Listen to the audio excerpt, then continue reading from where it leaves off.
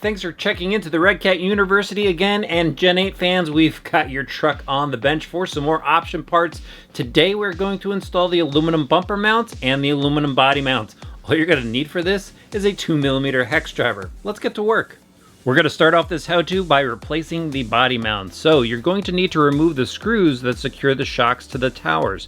Simply use your 2mm driver to back out the screws. With the shocks out of the way, now remove the two screws that secures the body mount to the shock tower on each side. Now simply remove the old mount and slip the new aluminum mount into place. Screw all 4 screws back into the mount, followed by reinstalling your shocks. Once the front installation is complete, repeat the process for the rear. Now we can turn our attention to the bumper mounts. Start by removing the 2 screws that secure the bumper to the mount.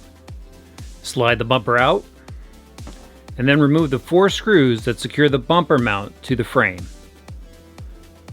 Slide the old bumper mount out and install the new bumper mount. Make sure that the bumper mounting screws face forward and the flat plate faces the top. Secure your new bumper mount with the screws provided in the bumper mount set. Slide the bumper back into place and secure it with the original hardware. Repeat the same steps to install the rear bumper mount. And there we have it, new aluminum bumper mounts and body mounts that customize the look of our Gen 8 and increase a little bit of durability as well. Links to the products used in this how-to will be listed in the description below. While you're there, please hit the subscribe button, and why don't you hit up the comment section and let us know which Gen 8 option part you'd like to see installed next.